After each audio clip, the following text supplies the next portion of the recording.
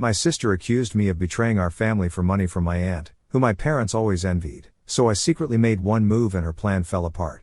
I don't even know where to start with this, but I need to get it off my chest. For years, I felt like I was invisible in my own family, and recently, I've realized just how deep that invisibility runs. My older sister, Sarah, 36, female, has always been the star of the family. She's the golden child, the one who could do no wrong, while I, 32, female, was just there. But the thing is, I'm done being invisible. I'm done letting them treat me like I don't matter. Growing up in the suburbs of Chicago, the favoritism was obvious from the start. I think even our neighbors knew Sarah was the one. She was smart, pretty, outgoing, all the things parents brag about. If Sarah aced a test, my mom would literally call our extended family to let them know. If I got the same grade? That's nice, sweetie. What's for dinner? It's not like I was some slacker. I worked hard, got good grades, and stayed out of trouble, but compared to Sarah, I was practically invisible.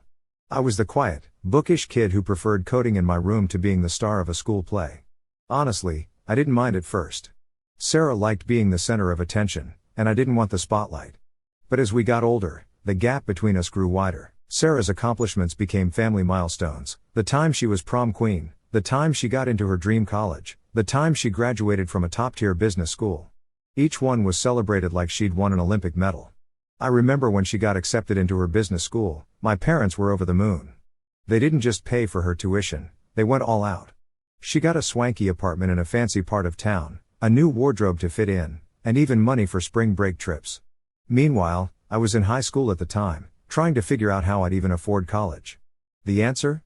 Student loans, part-time jobs, and a lot of stress. Fast forward a few years. I graduated college with honors in computer science. It wasn't easy. I juggled 2 part-time jobs, took out loans, and basically ran on caffeine and stress for 4 years.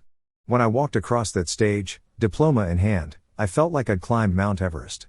I thought maybe, just maybe, my parents would be proud. Instead, my mom said, "That's nice, honey. Did you see the photos from Sarah's graduation? Isn't she stunning in that dress?" Yeah, that's my life. For a while, I tried to convince myself that it didn't matter. I had a decent job as a project manager at a digital company, and I was making enough to pay my bills. But I wanted more. I wanted to climb the ladder, maybe even start my own company one day. That's when I decided to apply for an MBA program. It wasn't just any program, it was at one of the best schools in the country. I knew it would be a game changer for my career. But there was one big hurdle: the cost. Tuition was 6 figures. 6. I knew I couldn't afford it on my own, so I did something I never thought I'd do. I asked my parents for help. Let me set the scene. It was a family dinner, and as usual, the conversation was all about Sarah. She'd just pulled off some big success at the family restaurant, more on that later, and my parents were practically glowing with pride. I waited until dessert to bring it up. I told them about the MBA program, explained how it would open doors for me, and then, hesitantly, asked if they could help with tuition or even just co-sign a loan. You'd think I asked them to sell a kidney. My mom clutched her chest like I'd just insulted her. My dad's face went red. "We can't afford that," they said. "We already paid for Sarah's education. Now we need to focus on the family restaurant and our retirement." Okay, I get it. MBAs are expensive. But they didn't just say no to paying, they refused to even co-sign a loan. It wasn't like I was asking for a handout, I was asking for help, just enough so I wouldn't drown in debt for the rest of my life. The part that stung the most? Mom's reasoning. She looked me in the eye and said, "Sarah's education was an investment in the family business. Your MBA would only benefit you, wouldn't it? Only benefit me. Like I wasn't part of this family. Like my success didn't matter because it wasn't tied to their plans." It felt like a slap in the face. I was angry, but more than that, I was hurt. Sarah's education was a family investment, but mine was a waste of money. I felt like I was back in high school, invisible and unimportant, but I wasn't a teenager anymore. I wasn't going to let them stop me. That's when I turned to Aunt Margaret. Margaret is my dad's older sister, and let me tell you, she's a badass. She's a neurosurgeon, yeah, a literal brain surgeon, and she's always been the cool aunt who takes no crap from anyone. My parents have always had this weird tension with her. They pretend to be polite at family gatherings, but I've overheard them bad-mouthing her success. My dad especially hates feeling overshadowed by her. He once called her arrogant because she didn't let him win an argument. Seriously. I wasn't sure if she'd help, but I was desperate. I called her one evening, explained the situation, and asked if she could loan me some money for tuition. Her response? "Why didn't you come to me earlier? Of course I'll help. I believe in you." I cried, not the cute, movie kind of crying, but the ugly, snotty kind. For the first time in my life, someone in my family believed in me. She didn't see me as the awkward little sister or the family afterthought. She saw potential. Margaret covered my tuition without hesitation, but we both knew it had to stay a secret. If my dad found out, he'd lose his mind. He'd see it as me going behind his back, and Sarah would probably make it her mission to ruin things. So we kept it quiet, and for a while, everything was fine. But secrets don't stay secrets for long, and when Sarah found out, everything I'd worked for came crashing down. So, after Aunt Margaret helped me with my MBA tuition, I thought the worst was behind me. My plan was to keep my head down, finish school, and prove to myself, and maybe a little to my family, that I was worth something. For a while, things were calm. Too calm, in hindsight. I should have known it wouldn't last. I still don't know exactly how Sarah found out about the arrangement with Aunt Margaret. Maybe she overheard something. Maybe she snooped through my emails, not a stretch. She was always the type to read over your shoulder when you were on your phone. Either way, she found out, and in true Sarah fashion, she didn't just confront me or talk to me like a normal person. Oh no, she went full nuclear. The night everything went down, I was coming home after a long day at work. I'd been busting my ass, trying to keep up with my job while prepping for my MBA orientation. I was feeling good, excited even. For once, it felt like my life was moving in the right direction. As soon as I walked in the door, though, I knew something was wrong. The house was silent, not the peaceful kind of quiet, but the tense, heavy kind. The air felt off, like the calm before a storm. My heart sank, but I tried to push the feeling aside. Maybe they're just tired, I told myself. Yeah, no. When I stepped into the living room, my blood ran cold. All my stuff, my books, my clothes, my bedding, was packed into boxes, just sitting there like a giant neon sign saying, "You don't belong here anymore." I stared at the boxes, trying to process what I was seeing. Was this some kind of prank? Did I forget we were moving or something? Then I noticed Sarah. She was standing off to the side, arms crossed, with this smug, satisfied look on her face. My parents were sitting on the couch, their expressions a mix of anger and disappointment. "What's going on?" I asked, my voice shaky. My dad didn't waste any time. He grabbed a stack of papers from the coffee table and threw them at me. "Explain this," he demanded. Confused, I picked up the papers and started flipping through them. At first, I didn't understand what I was looking at. Then it hit me. They were emails, fake emails, between me and Aunt Margaret. They made it look like I'd betrayed the family. According to these emails, I'd sold the family restaurant's trade secrets to Aunt Margaret in exchange for her paying my tuition. Recipes, supplier details, financial records, it was all there. I felt like I'd been punched in the stomach. The emails were completely fabricated. I'd never even seen half the stuff they were accusing me of sharing, and honestly, I didn't even have access to most of it. But you know who did? Sarah. It was obvious she'd doctored these emails. I mean, come on, she was the one working at the restaurant, not me. She had access to all the sensitive information. "This isn't real," I stammered. "These emails are fake. I didn't do this." My mom was crying, and my dad looked like he was about to explode. "We trusted you," he said, his voice shaking with anger. "How could you betray us like this?" I tried to explain, but they wouldn't listen. I begged them to look closer, to see the obvious signs that the emails were forged, but they didn't care. Sarah handed them proof, and that was all they needed. Sarah stood there, silent but smug, her arms still crossed. Her face said it all. She'd won. "Pack your things and leave," my dad said, his voice cold and final. "We won't have a traitor in this house." I looked at my mom, hoping, praying she'd stand up for me, but she just sat there, tears streaming down her face, shaking her head. She couldn't even look at me.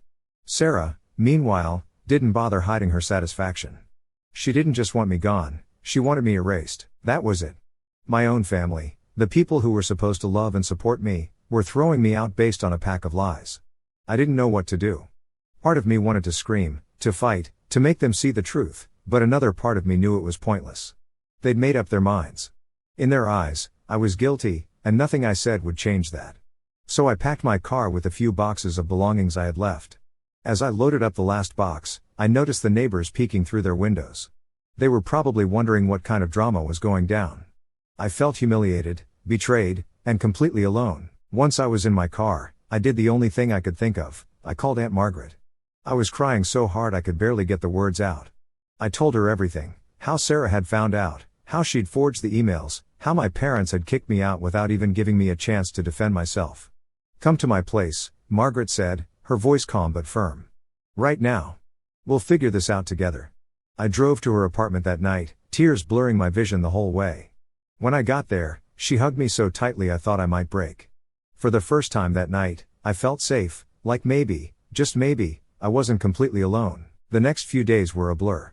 Margaret offered me a place to stay and assured me she'd still cover my tuition. She didn't care what my parents or Sarah thought. "You have potential," she told me, "and I'm not letting their pettiness get in the way of your future." I tried to focus on preparing for my MBA program, but the memory of that night haunted me. I couldn't stop replaying it in my head, my parents' angry faces, Sarah's smug smile, my mom's tears. It felt like a bad dream I couldn't wake up from. Part of me wanted to fight back. I knew I could prove the emails were fake if I dug deep enough. But another part of me was so tired of trying to earn my family's approval, tired of being treated like I didn't matter. Maybe it was time to let go. Margaret was my rock during those weeks. She kept reminding me that this was a chance to start fresh, to build a life on my terms. "Sometimes," she said, "the best thing you can do is walk away." And she was right. It was time to stop chasing their approval. It was time to focus on myself. Hey, Reddit, I'm back. Writing this feels therapeutic, but also surreal. After being kicked out of my parents' house, I stayed with Aunt Margaret, trying to piece my life back together. It was hard, really hard. I was heartbroken, angry, and honestly, a little lost. But what I didn't realize at the time was that getting thrown out was the best thing that ever happened to me. Let me take you back to those first few weeks. I was an emotional wreck. I couldn't sleep, I couldn't eat, and every time I closed my eyes, I saw Sarah's smug face. I kept replaying the moment my dad called me a traitor, the way my mom couldn't even look at me. The rejection stung like hell. I'd always known I wasn't their favorite, but this was on a whole other level. They threw me out of the house based on Sarah's lies without even giving me a chance to explain myself. Aunt Margaret was my anchor during those dark days. She gave me a safe space to cry, vent, and process everything that had happened. She never judged me or told me to get over it, she just listened. She reminded me over and over that I wasn't the problem. "They've been blinded by favoritism for so long, they can't see what they're losing," she said. "But you don't need their approval to succeed." I clung to her words like a lifeline. She was right. For the first time in my life, I didn't have to live in Sarah's shadow. I didn't have to measure myself against their impossible expectations. I was free, but being free came with its own challenges. I still had to figure out how to navigate my MBA program while dealing with the emotional fallout. Classes started a few weeks after I moved in with Aunt Margaret, and I threw myself into them like my life depended on it. Honestly, it kind of did. I needed to prove to myself that I was capable, that I wasn't the failure my family had always made me feel like. The MBA program was intense. The workload was heavy, the competition was fierce, and the expectations were sky high. But you know what? I thrived. For the first time, I was surrounded by people who valued my skills and ideas. My professors saw potential in me, my classmates respected me, and I started to believe in myself in a way I never had before. It wasn't easy, though. There were days when the weight of everything felt unbearable. I'd be sitting in class, trying to focus on a lecture about corporate strategy, and suddenly my mind would drift back to that night, the boxes, the fake emails, my dad's cold voice telling me to leave. I'd have to excuse myself and hide in the bathroom until the tears stopped. But every time I felt like giving up, I thought about Aunt Margaret. She'd invested so much in me, not just financially, but emotionally. I couldn't let her down. More importantly, I couldn't let myself down, so I worked harder than I ever had in my life. I stayed up late studying, volunteered for every group project, and networked like crazy. I learned to trust my instincts and speak up in class discussions. Slowly but surely, I started to rebuild my confidence. By the time I graduated, I wasn't just surviving, I was thriving. Graduating at the top of my class felt like a victory, not just over the program, but over everything my family had put me through. For once, I didn't feel like the awkward, forgotten sister. I felt like me, capable, strong, worthy. After graduation, I landed a job at a prestigious consulting firm. It was everything I'd ever dreamed of, challenging, fast-paced, and full of opportunities for growth. I threw myself into my work with the same intensity I'd brought to my MBA program, and you know what? It paid off. My bosses noticed my dedication, my clients appreciated my insights, and my colleagues respected me. For the first time in my life, I felt like I was exactly where I was supposed to be. During this time, I also grew closer to Aunt Margaret. She wasn't just my aunt anymore, she was my family. Every week, we'd have dinner together, talking about everything from her medical cases to my latest work projects. She taught me so much about standing up for myself, valuing my worth, and not letting anyone dictate my future. Meanwhile, my parents and Sarah? Silence. No texts, no calls, nothing. At first, it hurt. I kept hoping they'd reach out, apologize, admit they were wrong. But as time went on, I realized their absence was a blessing. Without their constant criticism and favoritism weighing me down, I was finally free to focus on myself. 3 years went by like that. I built a life I was proud of, a career I loved, friendships that felt genuine, and a sense of self-worth that I'd never had before. I thought I was done with my family drama. But then, out of nowhere, Sarah showed up at my door. I almost didn't recognize her. Gone was the polished, confident Sarah I'd grown up with. She looked different, tired.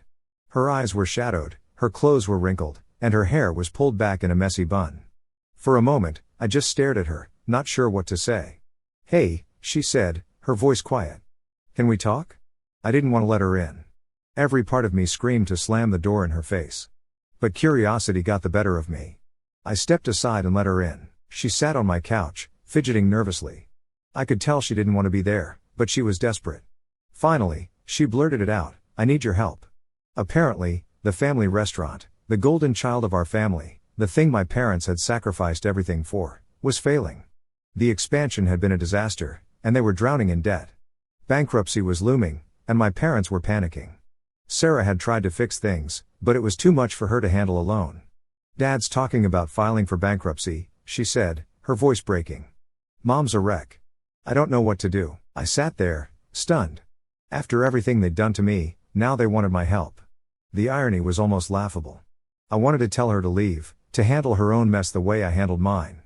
But part of me, some small, stupid part, felt something. Not pity, exactly. Maybe obligation. Maybe curiosity. Maybe just the ghost of the bond we used to have as sisters. "What do you want from me?" I asked. She hesitated. "You're doing so well with your MBA and your job. I was hoping you could. I don't know. Help. Maybe give us some advice or..." She didn't finish the sentence, but I knew what she was really asking. She wanted money. They all did. I told her I'd think about it, but honestly, I was furious. After 3 years of silence, they only cared about me now because they needed something. And Sarah's half-assed apology, "I messed up, I'm sorry, it wasn't enough." Not even close. Reddit, I don't know what to do. Do I help them, or do I let them sink? Hey, Reddit, I'm back again. If you've been following along, you know how messy this situation has been. After 3 years of silence, Sarah came to my door, asking for help. She looked nothing like the confident, put-together person I remembered. She was desperate, her words spilling out as if she was clinging to a lifeline. And honestly, I felt torn. When Sarah left that night, I was furious, confused, and a little sad. Part of me wanted to slam the door on her and everything she represented, the years of favoritism, the betrayal, the lies. But another part of me, a tiny voice buried under all the anger, couldn't help but feel something. I don't know if it was pity, obligation, or just the lingering bond of siblinghood. Whatever it was, it kept me from shutting her out completely. But then, just when I thought I had time to process it all, my parents showed up. Yep, you read that right. My parents showed up at my workplace. Let me set the scene. It was a normal afternoon at the office. I was in the middle of a meeting, presenting a strategy proposal to a client, when my assistant buzzed me. "There are 2 people in the lobby asking for you," she said. "They say they're your parents." I froze. My parents hadn't contacted me in over 3 years, not a single phone call, text, or email. And now they were here, at my office. My heart was racing as I excused myself and headed to the lobby. There they were. My dad, who once seemed larger than life, looked older and smaller somehow. His shoulders were hunched, and his face was lined with exhaustion. My mom, who always prided herself on looking polished, had gray hair that was pulled back in a messy bun. They looked defeated. "Can we talk?" my dad asked, his voice rough. I didn't want to have this conversation at work, so I took them to a coffee shop down the street. We sat in awkward silence, the weight of 3 years of estrangement hanging between us. I didn't say anything, I wanted them to speak first. My mom was the first to break the silence. "We were wrong," she said, her voice trembling. "We should never have kicked you out. We should have listened to you. We're sorry. I dreamed about this moment for years, my parents admitting they were wrong, apologizing for what they did. But now that it was happening, I felt nothing. No relief. No satisfaction. Just a hollow emptiness. Maybe it was too little, too late. Then my dad spoke. We want you to come home. We're going through a tough time, but we can get through it together, as a family. That's when the truth started to come out. The restaurant wasn't just failing, it was a full-blown disaster. My parents had overextended themselves with the expansion, taking on massive loans they couldn't repay. They'd also been cutting corners to save money, which led to tax issues, health code violations, and even some shady supplier deals. Now they were on the verge of bankruptcy and facing potential legal trouble. And they wanted me to save them. We need your help, my dad said. With your business knowledge, your connections, you could help us turn things around. I sat there, stunned. The audacity of it all was overwhelming. They threw me out of their house based on fake emails, didn't contact me for 3 years, and now, when they were desperate, they expected me to bail them out. Let me get this straight, I said, struggling to keep my voice steady. You kicked me out, believed Sarah's lies without question, didn't speak to me for 3 years, and now you want me to risk everything I've worked for to save you from your own mistakes? My mom reached across the table to grab my hand, tears streaming down her face. We know we don't deserve your help, she said, but we're family. Families stick together. That word, family, hit me like a punch to the gut. For years, I'd been chasing their approval, trying to be part of this family that never saw me as enough. And now they were using it as a bargaining chip. I took a deep breath. I'm sorry, I said, surprising myself with how calm I sounded, but I can't help you. You're asking me to risk my career, my reputation, and everything I've built for myself. I won't do it. The look on their faces was a mix of shock and anger. My dad's voice rose. After everything we've done for you, this is how you repay us? I couldn't help but laugh, bitter and cold. What have you done for me? Denied me support for my education while paying for Sarah's? Threw me out of the house based on fake evidence? Ignored me for 3 years? You haven't done anything for me. My mom was sobbing openly now, but I didn't feel guilty. Not anymore. I stood up and grabbed my bag. I'm sorry you're in this situation, I said, looking them both in the eye, but this is the result of your own choices. I can't save you. As I walked away, my dad shouted after me, you'll regret this. You're abandoning your family. I stopped and turned back. You abandoned me first, I said, my voice steady now. You'll have to live with that. That night, I thought long and hard about everything. Walking away from my parents felt like closure, but it wasn't enough. They weren't just failing financially, they were breaking the law. If they kept going, more people could get hurt, whether it was employees losing their jobs or customers eating at an unsafe restaurant.